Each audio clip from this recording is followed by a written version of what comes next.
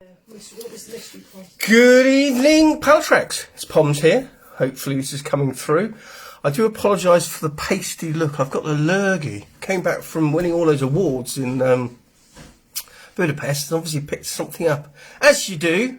As you do. Last time I went abroad I picked up some lurgy. It's probably sitting on that metal tube with people coughing all over the place. But there we go. So you'll see me wipe my brow every now and again. Now, whether, as always, the actual comments come through is going to be, Ian, how you devil are you, sir? You've started off and made my life so much easier. So obviously the comments are coming through. So hi Trevor, I'll let a few people bob in before I'll kick off. It's going to get noisy. It's going to get noisy. There's Andre all the way from, oh no, I've forgotten my egg. That's the thing I have forgotten. So I'll have to get my egg. It's in a little bowl in the factory, so somebody will run and get that for me, I'm sure. Steve Thompson, how you doing? Great to see you over in Budapest, Andre, and Milan and everybody. So Mike Baines, how you doing? Actually, I've got a question from last week. So John, how you doing? Neil Watson, a few people by Keith Powell, the new editor of our new magazine, which you'll have coming out in the next month or two. Angling's Future, very exciting project, so that'll be interesting for one and all. Paul, how you doing? Mr. Shaw, looking forward to you getting down here and holding the fort when I next week to Thailand. Top Cats, wonderful Top Cats. I cannot wait. It's going to be really good. I was speaking to Simon the Only the other day on a video link, and there was two lads there, English lads, and they'd 4 days fishing. They were just up to 4 ton of fish. So that's going to be interesting. James, how you doing, sir? Good evening. Colin, how you doing as well? Good evening, good evening. So, so it's all been very busy, especially since the Budapest show, and a lot of focus has been on us. I don't know what I've done with the awards. I could have flashed them here, because this is I'll have to get the awards before, because some people, this is going out on the main Pallatrax page. So Sue Graham, my sidekick, she's also poorly. I gave it to her, or she gave it to me, or somebody gave it to us. So there's a few things going on. Right, so first of all, we'll kick off. If you've been here before, or if you're team members as well, don't forget, join Team Pallatrax. It's a free initiative. It's just a nice place to be. But if tonight we have our little live feed draw, which is the now award-winning, or twice, they won 2 awards now, a set of the grips from size 2 all the way through to size 10. So 5 packets of grips. So all you've got to do is send, hi Trevor, send yes to the Pallatrax messenger page. So hopefully I've got that right. Sue, if I haven't, I'm sure you'll tell everybody I've got it wrong. But yes, and I'll somebody will win that bunch of nearly £40 worth of hooks, and they are very, very good. Double award winning, yes, sure. Paul Purge, bonjour to you, sir. Lee, how you doing? Raymond, how you doing? Have plenty, got any pre-tied chods available? It's all happening next year on the pre-tied chods, to be fair. I was looking at it the other day when I come back. So yes, there will be pre-tied chods coming out in the spring next year. Hi Paul, out in Merrington but blanking. Come on. Was I perfect for once, Sue? That's unusual coming from you. That normally comes from Rini, but there we go. I'll take it. So yes, Ian, bear with me. Lots happening. We've got to keep the pace. It's frantic. Stephen, Con, good evening, sir. So, just again, there's a few more people here. So don't forget, folks, if you'd like to be in chance with this bundle of grips, I don't know where the awards have gone. Tinny? I'm going to put them up. I'm going to keep on blasting the awards for the... I'm pretty proud, as you can see. Well, to be honest, the reason why is... for years, the industry has ignored what I've been doing, or what we've been doing, and certainly members of Team Pallatrax and others. We've been pushing forward. We haven't had a hidden agenda, and it's Mr. Rice. Sorry, I missed you earlier, mate. I was hiding. So this was the award.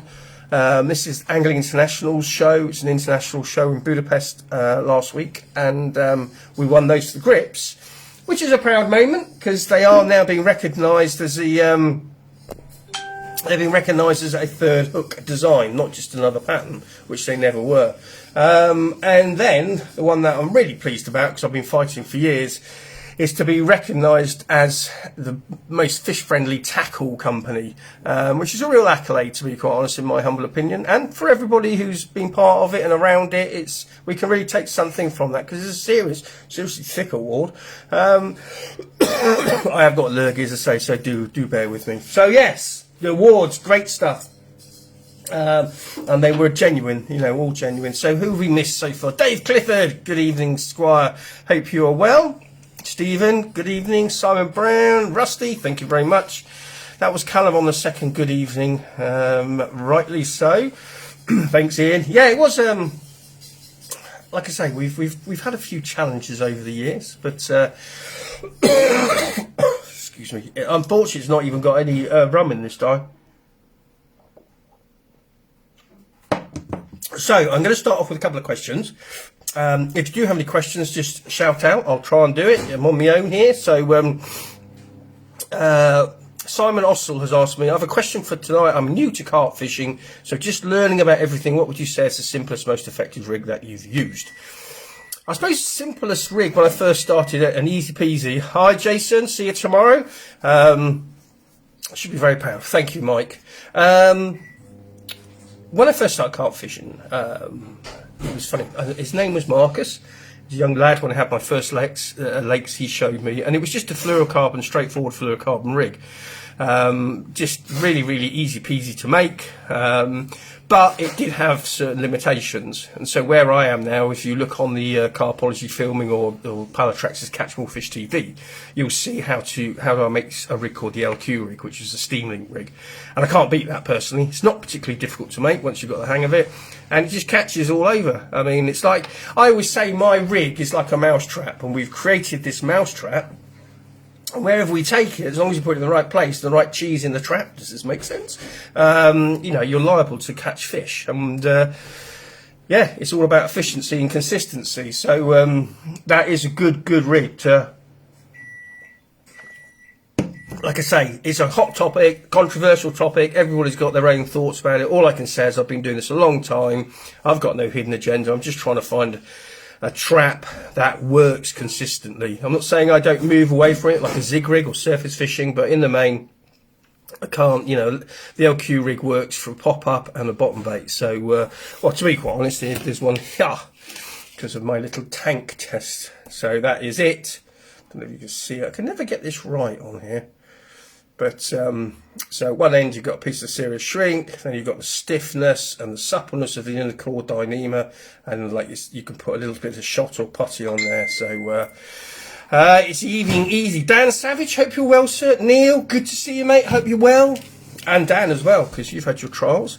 Darren, Vince White, yes, we know it works for you, Vince, so you keep on banging them out left, right and centre over in Canada. No, I must admit, not long now, and it must be the ice will be en route, so you need to get as many chances as you can in there. Ian Ruka saying, love the LQ rig, especially changing from pop-up to bottom. But yeah, it's just so versatile, so easy. And when I go fishing, I've got my trap, I'm happy with it. I don't sit there and think, oh, I'm not getting bites because there's something wrong with the rig. Like all other areas of angling, I'm looking at my bait and I change my bait. No other area of angling do you not have an efficient system, and then you change rigs, depths, things like that. It does sound, this is the new POM voice, Neil. No, I've got the lurgy. Better go before Friday, because, yeah, I've got the lurgy, so there we go. But the show must go on. I've crawled out of my pit to be here, so there you go. Yes, Jason, well, you've certainly put it to the test. And Colin's saying, so simple, so effective, does help if they be blessed. Well, they're all blessed because I make them all for the team. As you well know, Colin, everyone is individually blessed.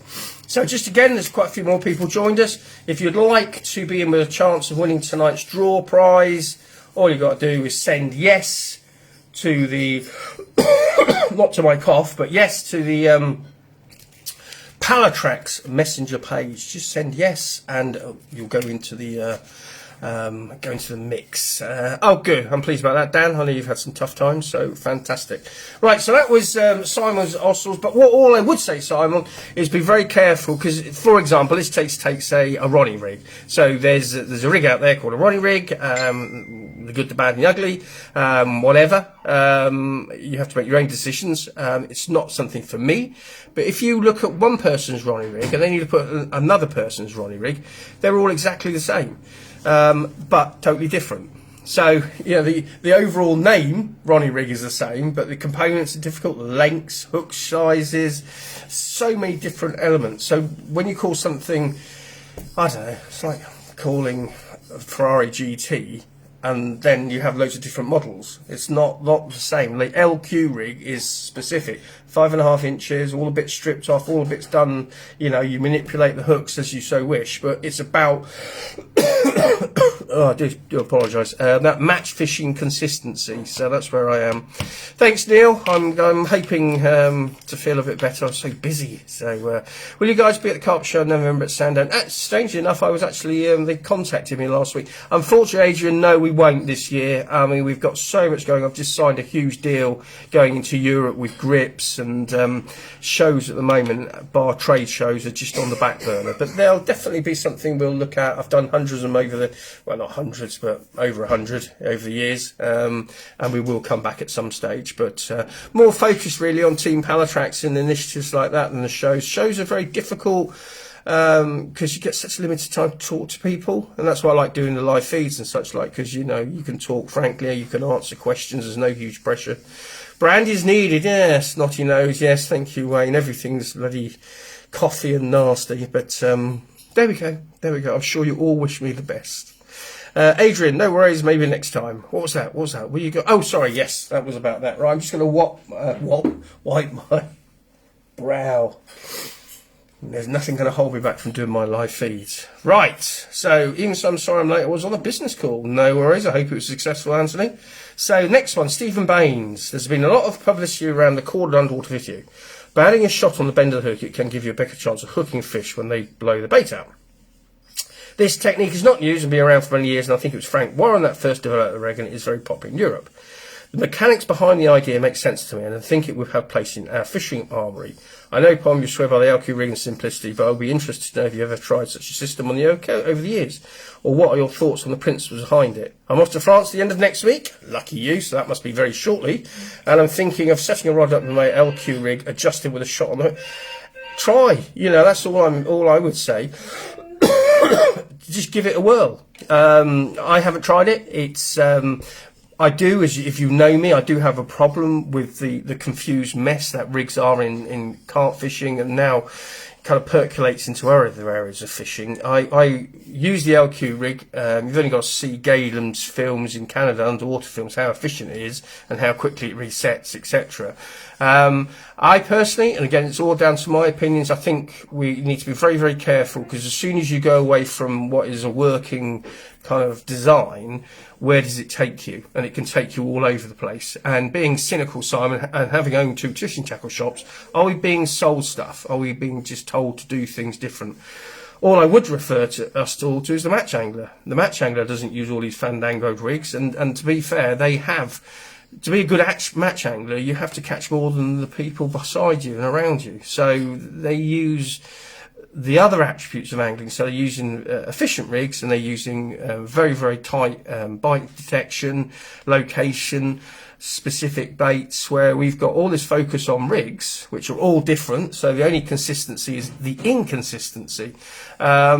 And therefore you'll only ever get inconsistent results. It's something I talk to a lot of people about down here at Ashmansworthy Pools, because, you know, they take out the rig wallets and they're all over the place. Some of this long, some of that long, made out of this material, made out of that. You're never ever going to get consistency in my mind. So that's why I've done all that kind of research and development, and I stick with the LQ rig, and I put much more focus on watercraft, bait on the day, depth on the day, location, all those things that seem to be somewhat glossed over, which are vitally important in the striving to create the holy grail of rigs. So that's really where I am. But no, try it by all means. Report back. I mean, like I say, these are just my opinions, but all I will say is everybody that uses the LQ rig as I designed it, I mean, do have fantastic results. So at least it's something you can have in your armoury, knowing that it's going to give you consistency. So hopefully that covers off, Stephen. But always obviously try, but don't go too far away. You know, you get all confused and things like that. Carp fishing is not that difficult, honestly. If you've got fish in front of you and you can entice them to feed, because you think they're the bigger fish, and they need to eat more to maintain, attain, and maintain. So, somebody's just answered. Even Simon, apologies for being no, you don't know. No, you've just, well, I will tell you, just in case you've missed tonight's draw, is for a load of packets of the wonderful grips, and you've just got to send yes. And this is for you as well, Wayne, to the Pallatrax Facebook Messenger page. Once your rug is sitted properly, it naturally turns. Like I say, Wayne, all I would say is where I've got to now is there's a lot of assumptions floating around in carp fishing, especially, whereas in match fishing, you're basing it on proven tactics, winning tactics. If you were to go round a match lake, for example, of high quality match anglers, they would be fishing there or thereabouts on the day, and then if somebody started catching up in the water or something like that, people would move over to those tactics. Walk around a carp lake, get everybody, you know, it'll all look the same. They're in a bivvy, on a pod or bank sticks or whatever, alarms, get them to reel in. The last foot is all totally different. So therefore, how can you get consistency? And what I find really strange is when you do start catching, people around you won't change, which is kind of, I caught this way before. Each to their own, I suppose. I'm struggling with my watercraft on telling the difference between weedy bottom and clear spots. Simon, you know, again, because I go against the grain, not because I'm trying to be difficult. I actually love fishing into weed as long as it's not stupidly thick, because that's dangerous for, you know, fish safety goes out the window, so I wouldn't ever do it. But it's like moving a bird table around my garden. You know, you can put it next to a tree or in the middle of the field, or, you know, whatever, you can put it wherever, and the birds will gravitate towards it. And I do the same when I'm fishing. I'll find a spot, I really don't mind that much what the bottom's like.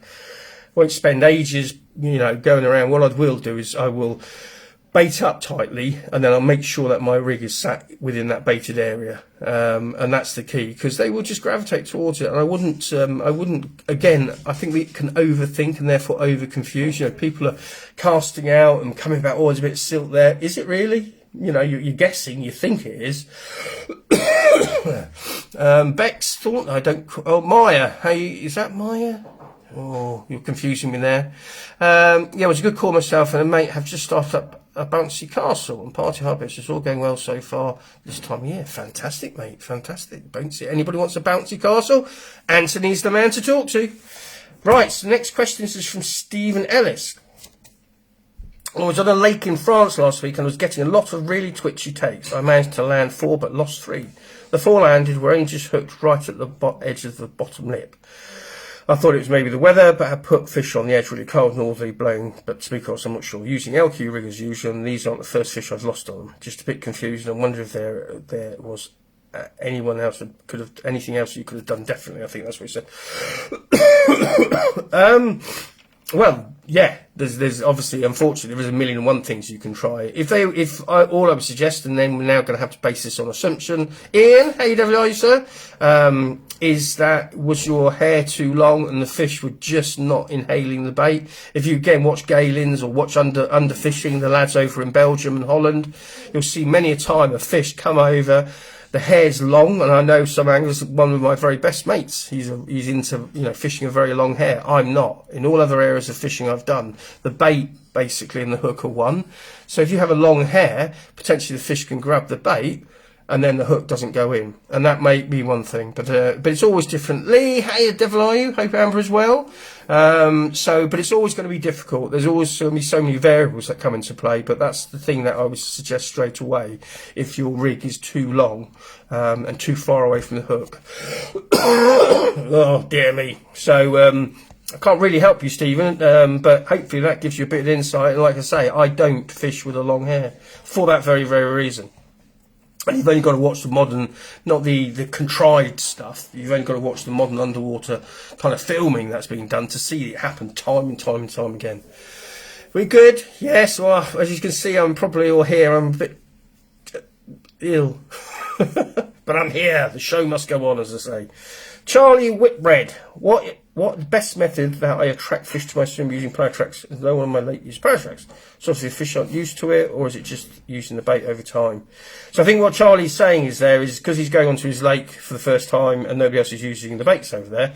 Again, what I would suggest, Charlie, it's all down to the ingredients, and I'm using lots of design and technology from the fish farming world, not somebody sat in their shed saying that's a nice flavour and using ingredients that don't necessarily relate to it. Galen, talking about you shortly. Galen does all the underwater filming with Dan and Vince and Brendan over in Canada. Good, welcome. Hope all is well out there in the wonderful Canada. So going back to Charlie's there, and this is the thing, and I really struggle to articulate this.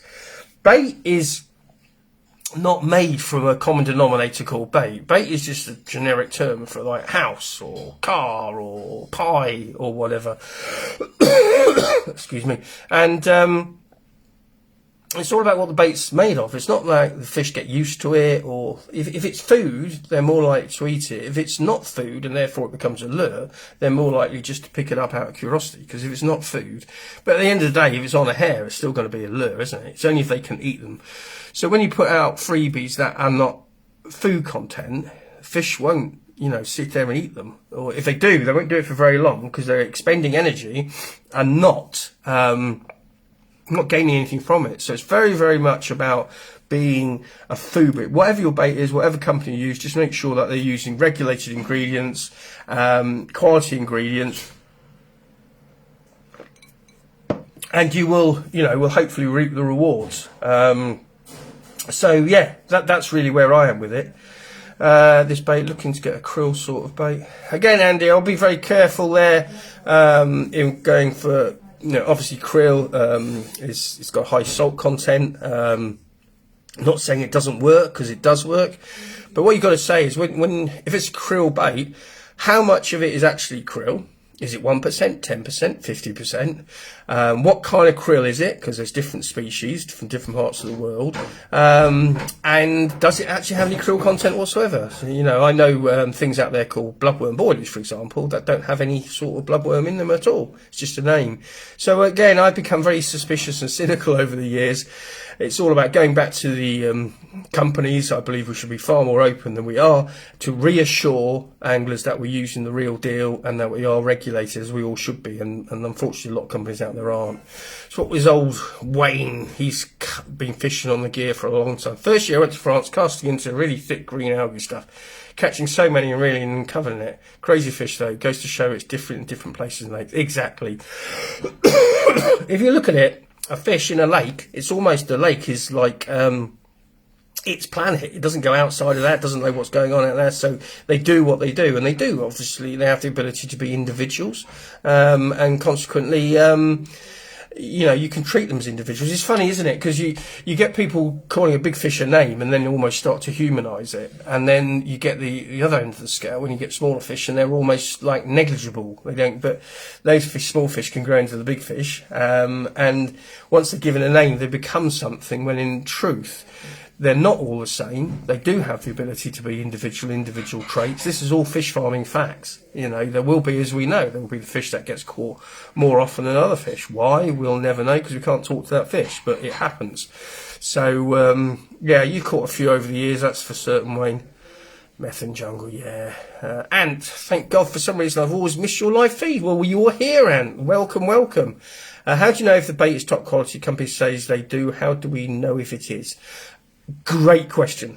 And that is the problem. I mean, I had all those years ago when I had that fish kill at my first fishery, and I started going round trying to find out what bait was made of, and it was just literally all over the place. Different ingredients. The trouble is, when you've got, let's just say, a boilie. So when you've got a boilie, it's red and smells of strawberries. Many people just go on, the cost to some extent, but they don't think of what it's made of, what the mass is made of, and the mass is the important. The smell and colour might have some form of relative. Certainly doesn't make the colour doesn't make any difference at night or in murky conditions. I would suggest, but it's all about the core ingredients. And I think what nowadays, and for the last couple of years, we were before, to be fair, we were complying I've got my own lakes. I want to make sure that you folks, the anglers, have the best I can possibly make, and also what goes into my lakes is about what the fish and the biomass can possibly have.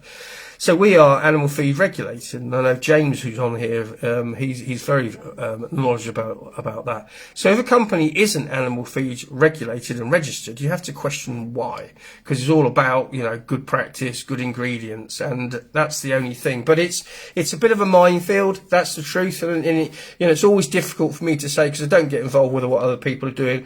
Because in all honesty, I don't really look at my bait like a lot of the companies. It's not an angler bait, it's a biomass food source. So if you then use it on the hair or on the hook or whatever, do apologize for sniffing as well now. I know it's good, and I know it will catch fish, and it always does.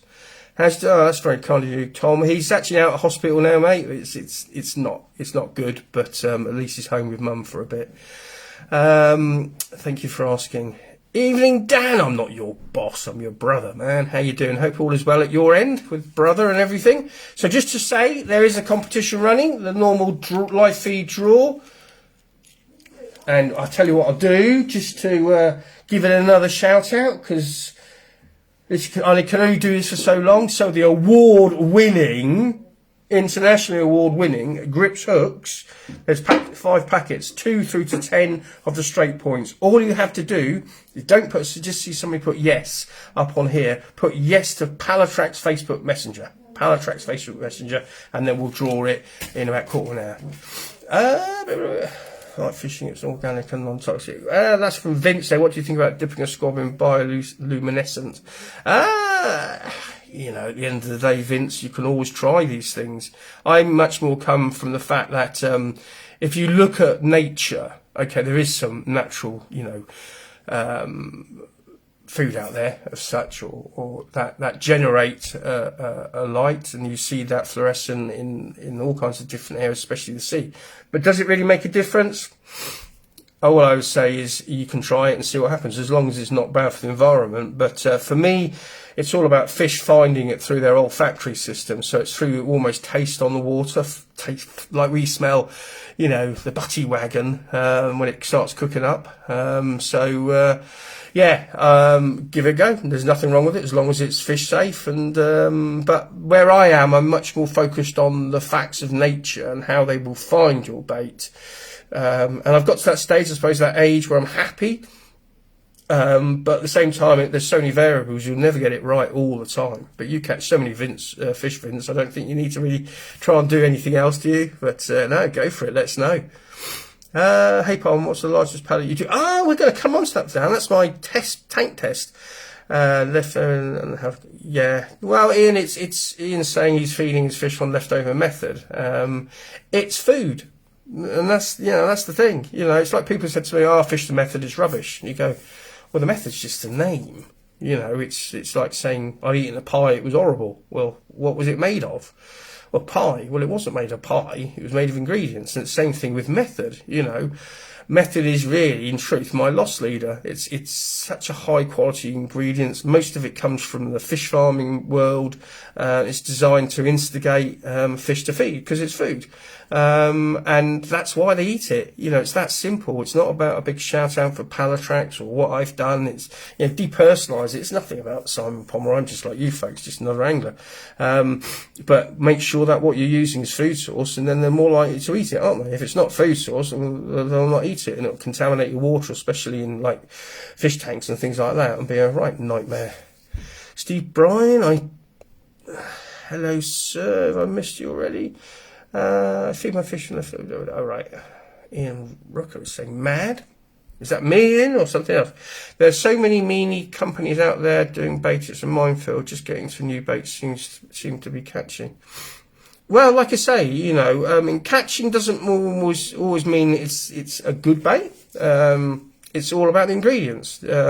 Flavours will instigate bites. If it's not a food source, in my opinion and my experience, ultimately fish then, when people say bait blows, is it not the fact that people stop catching it because it's not food, and the fish start to recognise it as not food? Why would they eat something when they're expending energy and not really getting any benefit from it?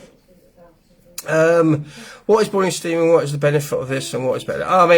Andy, there's so many schools of thoughts here. I mean, obviously the best bait is the one that you don't do anything like that for, because as soon as you start heating it in any way, shape or form, I'm old school, and like I say, it's farmer. 1 second, I'm being looked at. I don't know what the mystery prize answer is, so I can't draw it. Oh, right, okay. The mystery prize, Tinny's going to draw the mystery prize, which is a Team Pallatrax prize. It is little sighters for trout fishing that I use in my carp fishing. Right, okay. So, sorry about that, folks.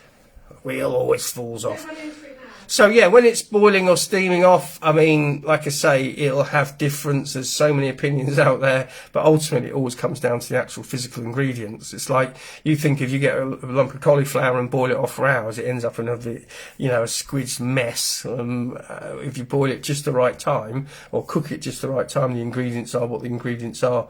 I think, again, we focus on things that probably don't have as much kind of meaning as or bearing as people put onto them. Again, my opinion, but it's all about the ingredients. And in my experience, and I have been knocking around the block for a long time now, especially in that area. I mean, most anglers don't even know what their bait is made from, where it comes from, how old it is. Is it got fresh egg as a binder, or is it using some other man-made binder, etc., etc. So it's a really interesting topic, and the book, when it comes out next year, will really there'll be probably a couple of chapters on bait. Where are we?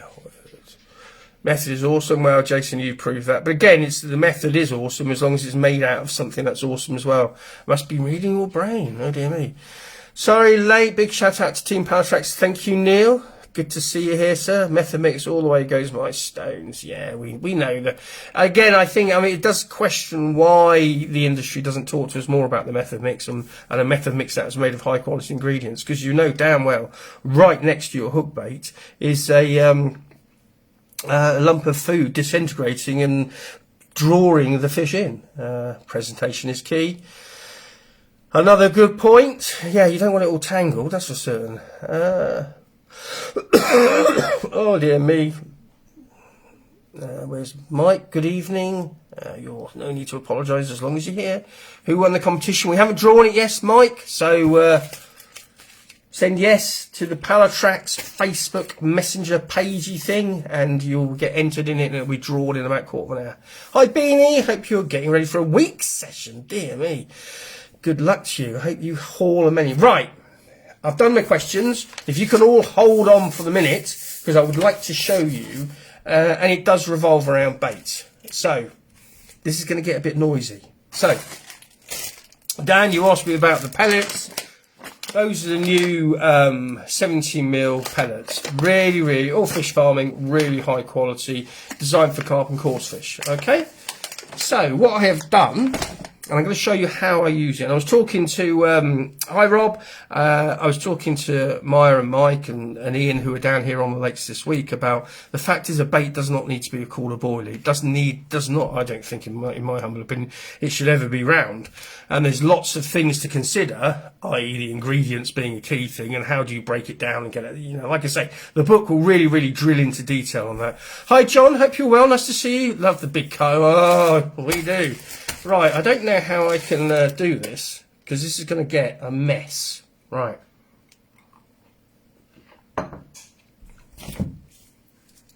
Ta-da! Now, some people have this fishing tackle.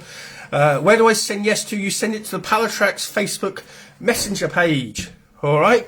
So in here, and the best way to do it is a load of the 17mm pellets, right? So what we're going to do here is show you how you can get really good use out of these pellets. And again, it's all about the formulation of ingredients. They really are top. 15% oil content, so the highest safe oil content level for carp. And coarse fish, you don't want to be fishing on other things that have got high oil content, because it really causes problems with their intestines and kidneys and livers and things like that. So I put some in here. And there's 3 bags. Now it's only because I cannot find. I normally have a cloth bag because it's much easier to do what I'm about to do. So there's 3 bags in here, and there's some of the pellets. Now this could all go horribly wrong because I've got a fish tank over there, and so what I'm doing, you can hear, I'm soldering methods. You can see the oxygen. Yeah, well, again, it's all about the ingredients, but putting the method right next to your, you just love real-time bait making. And there's a reason I'm doing this, folks. Oh, everything's moving around. The fish tank's wobbling. Oh dear me. So I'm whacking hell out of these pellets. As we say, I was soldering the other. When I first started carp fishing, we drilled those big pellets, but it wasn't easy. We split so many, but we caught loads. And again, it was all about those ingredients back in the day, wasn't it, Wayne? And again, this I would say is even higher ingredients because things have changed in fish farming. You know, we're talking 20 odd years ago now, Wayne, aren't we? So, now the reason you have to do this is the next process. And I'm going to turn the old. Oh, my nose is just streaming. All right, next thing, next way.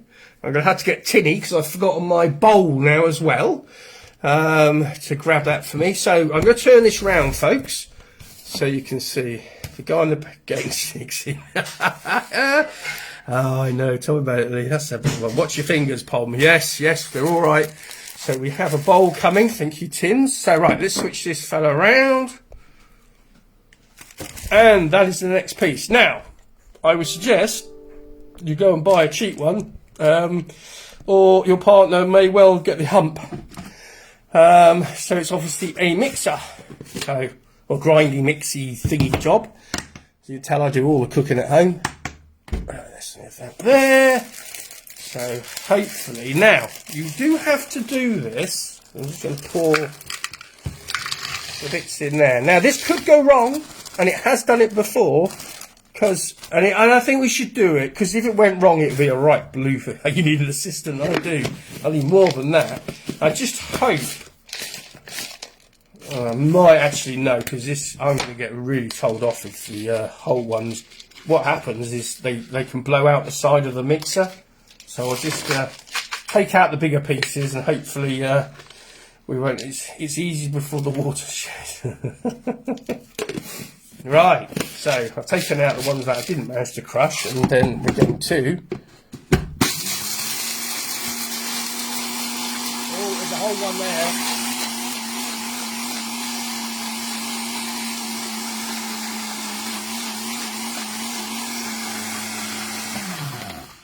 Ta-da! So we've now created a dust of pure pellet. So next thing is poke that in your bowl, and obviously you can do this all at home prior to going fishing. So I'm going to get another smaller bowl. I'm going to have to shout to Tinny, she's drawing prizes. But so the next stage is get your pellet. I'm just taking one of the pellets and just little tiddly drill and just gently go through it. And like Wayne says, you've got to be careful because these have got a 15% oil content. It means they tend to stick together. I must admit, when I'm doing it, well, Matt did it for us recently. We did a load just using a little like DeWalt drill, and we just whizzed through them. But don't do what I did the other day, which is carry on drilling into my finger. So, and I say you can do loads of this beforehand. I've even got them soaking in glugs. I do all kinds of things. But again, the core thing is the ingredients to this. It's really good stuff. Am I missing things? Good for grinding pellets. Chocolate cake mix. Well, I'll make one of these for you next time I see you, Neil. It'll be lovely, I promise you. I use a Dremel. There you go. Anything to make it easy. But like I say, you sit in front of the TV or whatever, you can do 50 of these, keep them in an airtight pot, and they're good to go. I think I'm just about getting there. This isn't the best drill in the world, to be fair. To be fair, years ago I started, and it's just they're out in my tackle shed. I just buy high quality, low diameter drill bits because they are so much better. and just use them. I don't need to have, you know, a name of a brand on it or anything. Ta-da! So there we go. There's a hole in there, so just make sure you clean all the swath out of it. And then we're going to put this on the hair. Tim. So, get your baiting needle. Just going to get a smaller bowl.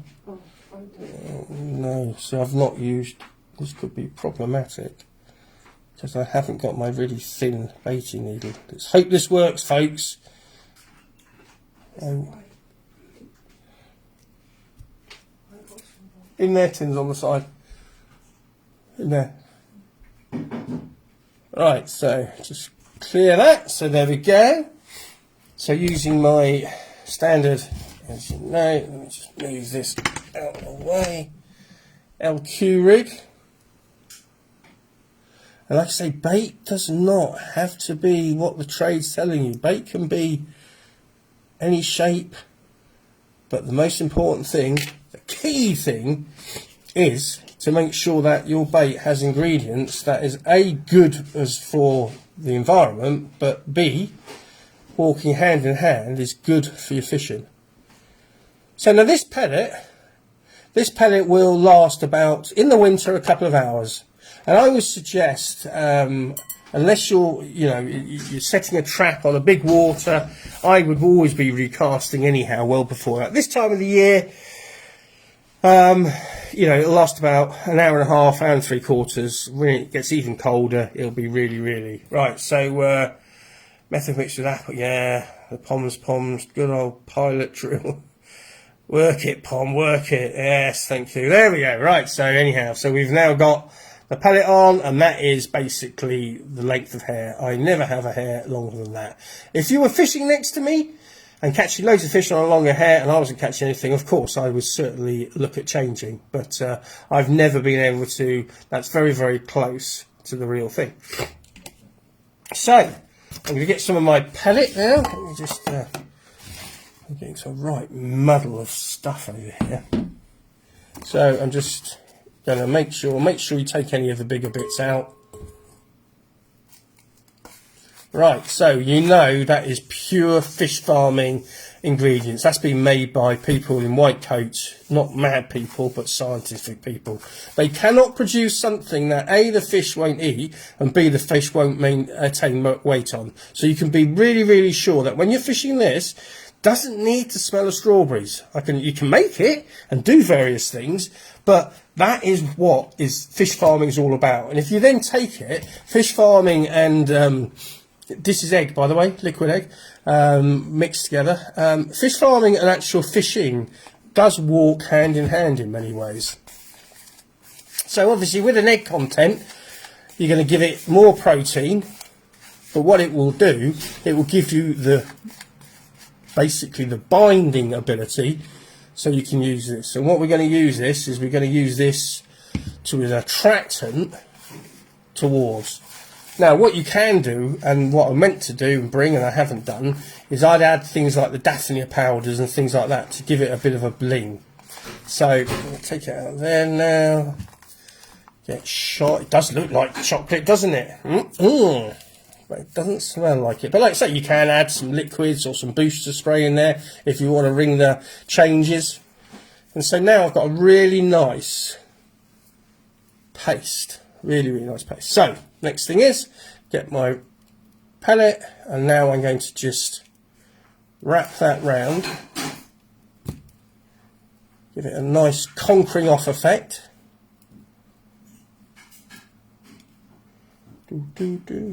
I haven't coughed for a couple of minutes, so that might be a good thing. If I've missed any questions, I will come back to. Now, the good thing about this as well, folks, is when you cast that out, because I've gone up the hair, okay, that can't tangle, because that cannot go and do anything. That has to. So then the next stage, because I want it to scream out to the fish's olfactory system. So what you can do then is put out even further attraction. You've got to remember, just think at night, how do they find your bait? And they find it through taste on the water and vibration, changing water pressure, all these different things. But definitely there's a fly there. Look, he's happy. So then I can just wrap that around. The beauty of the stone, as most of you know, is you can use it. It's like a method feeder. That's why I started fishing on them all those years ago. I didn't want it to break down and be... I tell you what, I'm surprised the match anglers never cottoned on. Because as I say, you know, we know fish spook off man-made. So you can wrap that round, and to be quite honest, once you've done it properly and squidged it on, you'll be able to cast that for miles. So now we're going to get all this stuff out of the way. I'm going to have a right job of cleaning up afterwards. Let's move the tank a little bit closer. Look, there's my fly, look, my friendly fly. Go away. Naturals, you see. And so then you've got basically like that. And what we'll do is, while I'm doing the draws and things like that, and if you were to add, say, gamma shrimp or one of the other things that we really use to explode this, but you will see very... Oh, it's on me. I thought there was something there. It's on the inside. God knows what it is. Let's just try and zoom in. Alright, there we go. So that, and obviously that will sit like that. Now that's all proper food. So all you're doing is making a little bit of enough effort. So right, hang on, where are we? So do fish really know or care what is in bait? Well yes, Andy, basically. And we should as well, to be fair. We should. Why? A fish, through nature, you think anything in nature has to eat food, because it has to eat food to survive. If it doesn't, then why would it eat it? And like I say, it then becomes a lure. And they won't know what it is, obviously, but their body will know. So, yes, and we should also very much care that we're not using things that might be detrimental. So it's a win-win situation. Use good quality, and you know that it's food as well. So it's win-win. But definitely they will care, because if it's not food, why would they eat it? Just because we assume, therefore, that's a big... Well, we know about assumptions. Eggs are good, Barney. It is. Doesn't the paste come off when it hits the water? No, not at all, Neil. No, it certainly doesn't, as long as you wrap it around firmly off. Will that freeze? Yes, it will, Ian.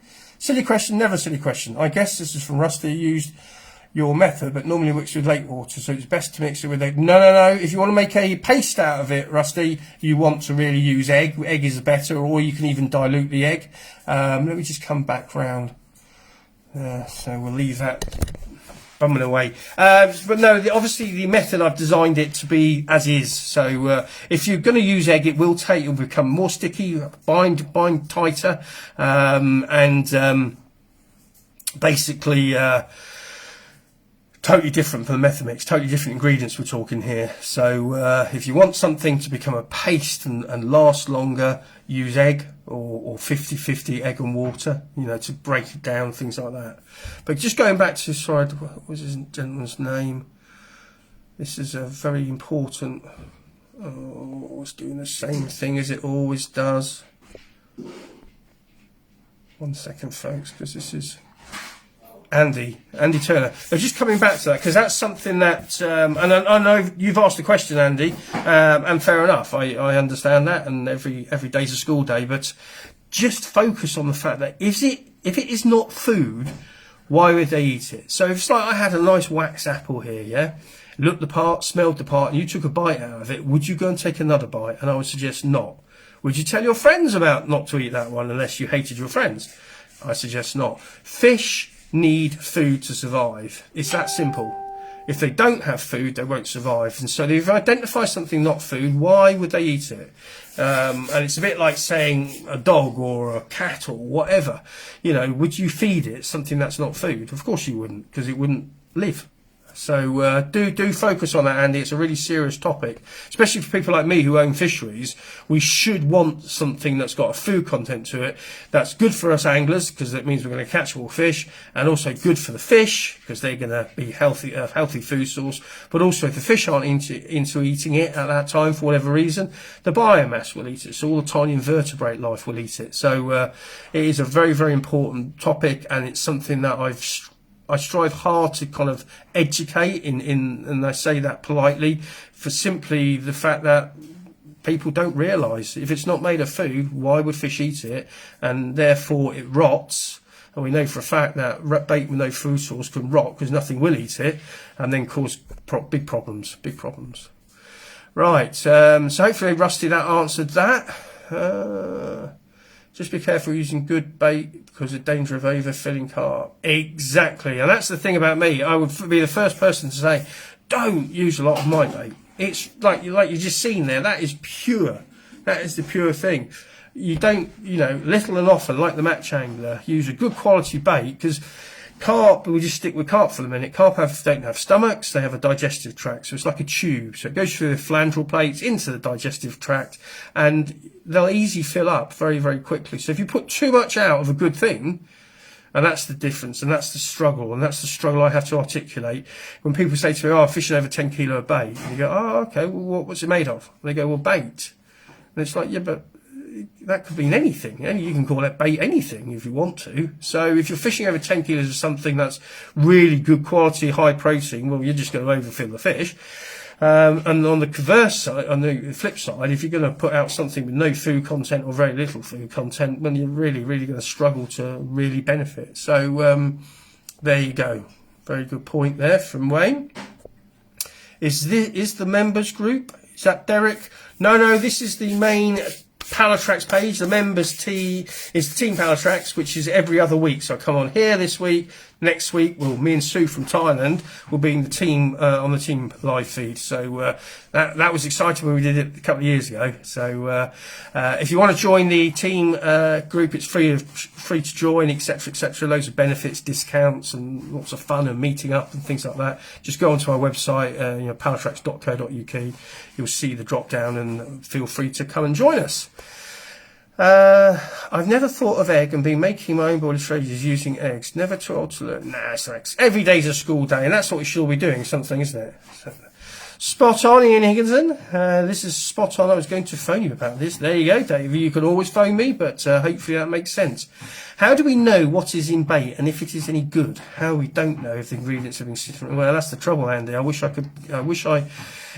sat there. It's a bit like, dumping lead and things like that, and said, look, we shouldn't be doing this. And it's again the same thing about bait. We shouldn't be putting in tons and tons of bait just because it's called bait and it's not food and it's detrimental to water quality.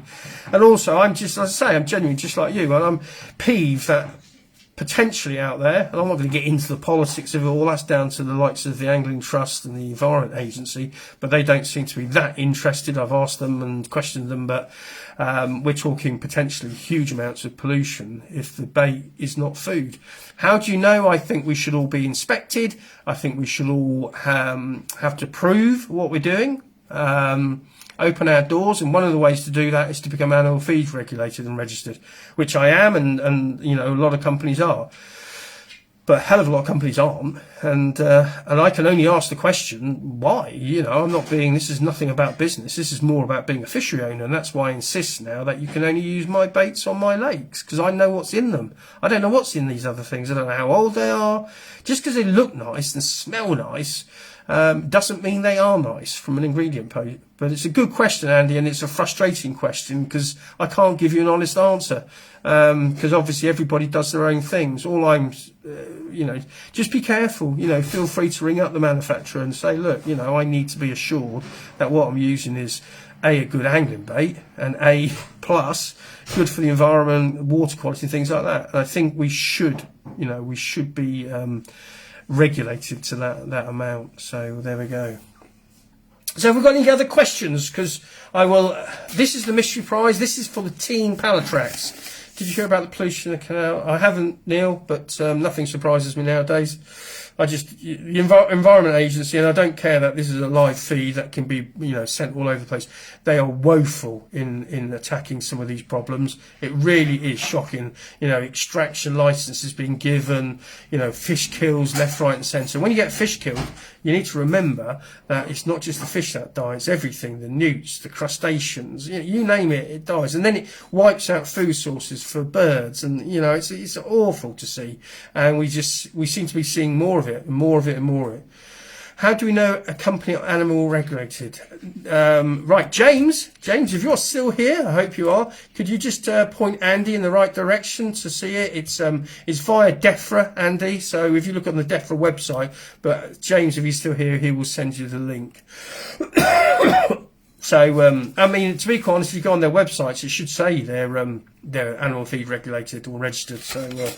So Rusty Richards, you have won the mystery prize. So please, Rusty, send me your details and I will get the POMS mystery prize, which is one of the other competitions we run on the Team Pallatrax page. So I don't know if James is here. People bobbed in and bobbed out. There's still quite a lot of people here. James, you there? Are you there? So tonight's winner for 5 packets of the Straight Point Super Duper. Let me do this again. Award-winning, internationally award-winning grips design hooks. A third design. It's not another pattern. The winner is, I think it's all back to front, but Mike Edwards. Is that back to front? I don't know. Actually, if I do it this way, it won't be, will it? Mike Edwards. Does that work? Is that better? There you go. James is saying he'll send you a list of all approved companies. You're very, very kind. James is really up on this, and I've learned a lot from him. So, good font of wisdom. So, Mike Edwards, you have won those hooks. If you're still here, Mike, please just ping me. Or ping Facebook Messenger or whatever. However, get in contact with us. And I go, what a mess. So, what we'll do is... have you got any questions about anything this evening? I'm not going to be doing too long because I do feel a bit rough, folks. And I need to go and put all this stuff away. But at least you've seen it from going from that to a powder to where we are now. And so what we'll do now is just take that off. Wayne, I must say, to anyone joining Team Patch, you will be welcomed no end. When I first got into fishing, it felt very frozen out. Going to local taxis or had the Mickey taken by charging me full prices. The moral is you won't go wrong with Patch. That's very kind of you, Wayne, and we've known each other a long time. It's all about fishing. You know, the whole Team Pallatrax ethos is when I was a kid, we had groups and we shared information, we helped, we met new people, etc., and that's exactly what Team Pallatrax is. And you know, there's no trolls. We're a troll-free zone, as I frequently say. So easy to join, loads of benefits, and lots of fun. And it's all about celebrating the joys of angling. A few people's asking that. Yeah, no, James is spot on with that. So thanks ever so much, James. So what we'll do now, before I go, if you've got any other questions, please let me know. So we can zoom in now and obviously it's in a tank, it's not uber realistic, but you can see what happens. It slowly disintegrates and all that will be left there is a stone. And there you've got your bait, pile of bait. The hook's completely covered as well, which may or may not be a benefit. I think anything can be good because it's covered in food, so the fish will come along and engulf that. It really is, folks, it's simple, it's effective, cost effective as well. Very, very cost effective. You know, you think how many baits you get in one of those bags, those kilo bags. And I know it seems strange, and people always say to me, Pom, you're a bait manufacturer. Should you tell people this? Yes, I'm not. Foremost, I'm an angler, and I've only become a bait manufacturer by default. I didn't have any intentions to become bait. I just wanted to make sure that the stuff I was using was the best, and the stuff I was selling was the best, and the stuff that was going into my lakes was the best. So that's where I've ended up. So there you go. It's something to do. It's easy peasy to do. All that traction in the water, exactly. Night all. Same to you, Simon. I pledged an order with you. I understand you're busy. Just wondering how long I'll be waiting. Not a problem either. When did you place it, Lee? I mean, obviously, we don't send orders out over the weekend. It will be from tomorrow. Anybody, just to let you know, because I'm going to Thailand on Friday, there won't be any orders being dispatched the following week, but everything that's come in over the weekend and anything that's been on hold, they will go out this week. So if you want to just touch base with Tinny, feel free to. She can give you that. Just give her a call on 01409 240042. Not now. It has happened before. Give her a tinkle and she'll make sure that your order goes out and you know where it is. All right. Thanks, Darren. Yes. I'm a man, aren't I? So we take this badly. I just coughed for a bit of sympathy there. So thanks for keeping me company, even though I've been rather snotty and ill. I hope there's a few little gems you can grab out of it. And we will see Maya. She's still on the way home. Maya and Mike, they had a nice trip down here. Lovely to meet them. You safe travels, Maya. And well done for catching those fish. And well done, Mike, for catching the biggest fish. So there you go. What are you after? I might have some here. Raymond, take care all. Get well soon, Paul. Right, folks. Been a pleasure. We'll do this more. Over the winter, we'll have some right interesting ones because we all hate the dark nights and I always get very busy on the live feeds. But any suggestions or anything, questions, you know where I am. As I say, genuinely, I'm just like you. Just feel free to reach out to me. All right? If the hook bait is already boosting glug, we're covering it with ground bait. No, this is the thing, you know, what I've always said, I can bring things to the party, I can share my knowledge and knowledge that has been shared to me and you know, given to me. With these, I've got them and I'm taking these to Thailand with me. They're soaking in some of the glugs. I drill a hole in it, put them in the glugs. And then you can, like say, wrap a paste. You can get that. You can get this here, and you can just add a flavour to it. So if you want a strawberry flavour, because it might give you that edge, we'll never know, will we? But I just wouldn't go too far off the you know the roadway, to be quite honest, because you can then get really mixed up. And to be fair, if you think that's been manufactured and made under such highly regulated conditions, and basically is made from ingredients that are all good. If you said to me now, Simon, would you be happy just to fish on this? Well, yeah, I would be. I mean, obviously I have other things in the stable to fish on. Multi-worm is a particular favourite. Jungle has caught so many fish with the milk protein. Great winter bait. But this will have its time and place. And all I would ever say is it doesn't have to be round, and think like other anglers. Don't just stick to one bait, because in no other area... Can you imagine a match angler saying, I'm going to be a top match angler this year just by fishing sweet corn? Well, I suggest they wouldn't win that many matches, and they'd be proved wrong. So anyway, stay safe, folks, and have a great week. And if you need anything or any questions about orders and things like that, give Tim Binns a ring. She'll more than happily help you out. Stay safe, and say we'll see you next time from Thailand on the team page. All the best then. Take care.